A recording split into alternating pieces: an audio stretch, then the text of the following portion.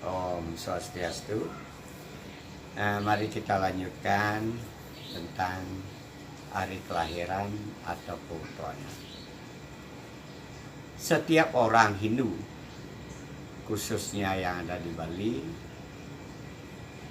hendaknya kita tahu bahwa kelahiran kita hari apa, keutuhannya apa, Pancawara Sabdawaranya apa.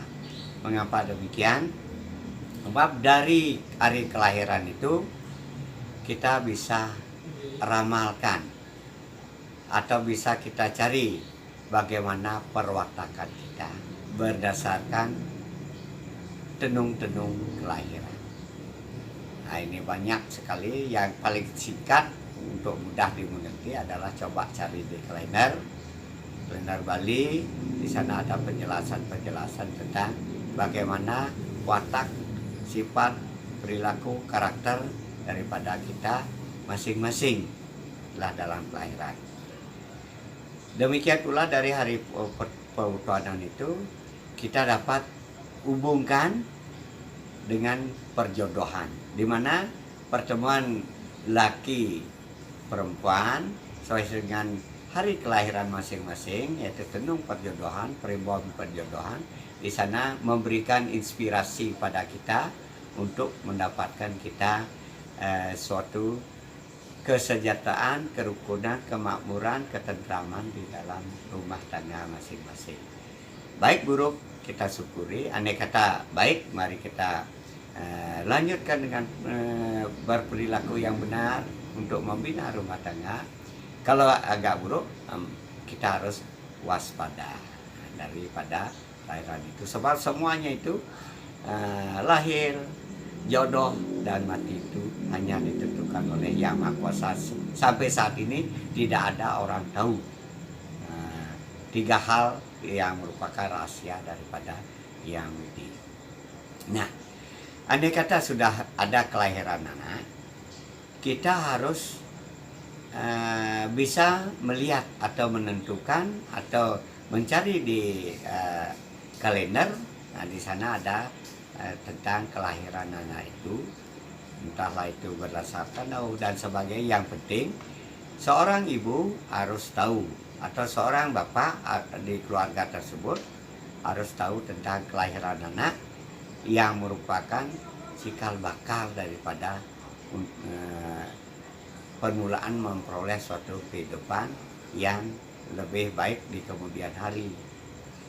Nah, dari kelahiran itu menurut Hindu di Bali itu berdasarkan Surya Pramana, yaitu mulainya dari jam kurang lebih jam 6 pagi atau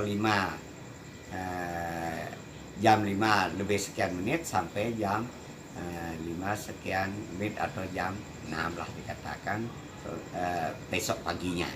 Sehingga 24 jam itu merupakan siang dan malam, merupakan satu hari. Umat Hindu di Bali merayakan hari kelahiran. Andai kata seorang anak itu lahir malam hari, walau malam hari lewat umpamanya jam 24 sekian menit, tetap hari tidak berubah harinya. Hari kelahiran itu berdasarkan Surya Pramana adalah mulai dari Nak Surya Sawitri Puja. Nah, ini kan kata galang tanah. Kalau menurut orang tua-tua kita dulu, itu baru hari berganti. Tidak menggunakan lewat jam 00 itu dah. Itu tetap kita menggunakan Surya Pramana pergantian siang dan malam, melalui malam ke siang, melalui pagi. Mulai pagi setelah terbitnya fajar daripada matahari itu dipakai tonggak, sehingga tidak ada istilah kelahiran salah atau salah pelekadan. Mengapa demikian? Kalau menurut Hindu bahwa lahir itu membawa urip. Andai kata hari Senin umpamanya atau somo wage, uripnya akan somo itu 4, wage itu juga 4, sehingga yang mempunyai urip Pancawara Tama Saptawara menjadi 8 gitu. Nah, sehingga kalau umpama dia hari Senin malam lewat jam 00 dipakai Selasa, sehingga 3 kurang jadi uripnya. Sebenarnya dia uripnya 4, diambil 3 berarti kurang, sehingga uripnya itu urip pewarannya akan menyalahi. Sehingga andai kata mengadakan penebusan atau upacara untuk pengeruatan itu tidak akan pas. Sehingga inilah yang disebut dengan salah peweton. Umpama lagi kalau redite atau hari Minggu jelas urip pewarannya itu ada pancawaronya. Cara mencarinya itu pancawaro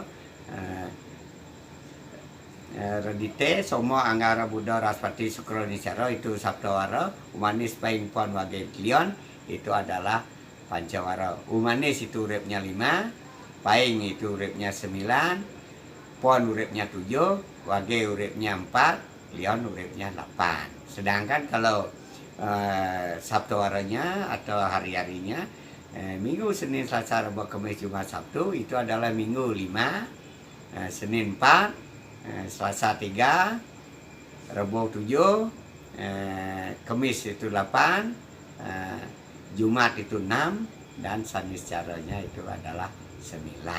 Sehingga gabungan dari urip-urip itu, Neptu itu akan bisa merupakan dipakai sebagai suatu bentuk ramalan atau meramal bagaimana sifat karakter, bahkan bagaimana berjodoh yang kira-kira yang pas untuk mereka. Tetapi itu cuma ramalan. Yang menentukan jodoh itu tetap dari karma wasana pertemuan yang ditentukan oleh yang melalui hari-hari kelahiran, entah bagaimana dulu perkembangan. Sebab manusia atau orang Hindu sangat percaya dengan karma wasana, sangat percaya dengan samsara atau kelahiran kembali, reinkarnasi.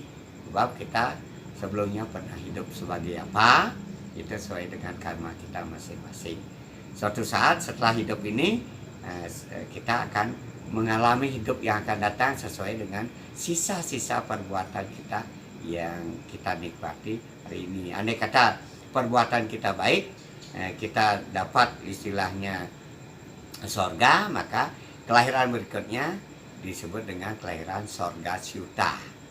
Andai kata kita perbuat sekarang umpamanya sangat jelek, kejam, tidak punya perkemanusiaan, suka korupsi, bertengkar dan segalanya adalah jelek sifat kita, mungkin saja kelahiran berikutnya karena kita masuk neraka, maka kelahiran itu disebut dengan neraka syuta.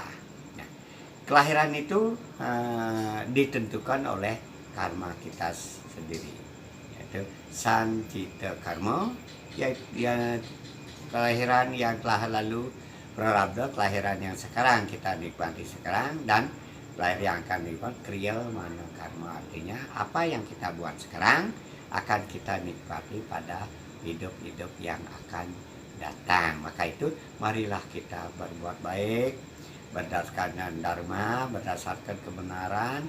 Kita harus tahu rasa-rasa kemanusiaan, rasa ulas asih, cinta kasih kepada semua makhluk, sehingga di dalam hidup kita itu kita tidak ada beban. Jangan kita ingin menikmati kepuasan hidup sekarang dengan jalan yang tidak baik, sehingga untuk keseimbangan suatu saat kita akan menikmati apa yang pernah kita perbuat. Istilahnya dalam bahasa Bali itu karma pala, hukum karma, hukum akibat, sebab akibat daripada suatu perbuatan kita. Untuk selanjutnya marilah kita didik anak-anak kita mulai dari kecil, membiasakan mereka mulai dalam kandungan. Kita latih pikiran dari sang ibu, sang ayah, kemudian setelah lahir kita ajari berdikit-dikit, sebab manusia itu merupakan makhluk sosial yang selalu berinteraksi dengan lingkungan, terutama pada keluarga, ayah, ibu, terutama yang bisa memberikan pendidikan yang sangat baik untuk masa depannya. Kalau pendidikannya tidak diperhatikan, niscaya anak itu akan bisa terangsang untuk berbuat baik. Maka marilah kita rangsang, mari kita motivasi, mari kita beri contoh, beri teladan pada anak-anak kita agar bisa berbuat yang baik berdasarkan petunjuk-petunjuk sastra agama, dan kenyataannya sekalanya mari kita berbuat, ajari mereka sopan santun, tata krama, biar akhlak mulianya bisa terlihat. Sebab agama itu sangat mementingkan dari perbuatan praktek. Sangat tidak baik pintar di dalam teori-teori keagamaan, tapi perbuatannya bertolak belakang dengan perilakunya. Ini yang paling baik adalah pintar agama, pintar teori agama, tapi pelaksananya juga seimbang, sehingga itulah yang disebut dengan keseimbangan. Demikian disampaikan, kurang lebih mohon maaf. Mari kita akan lanjutkan dalam pertemuan berikutnya. Oh, santi, santi, santi.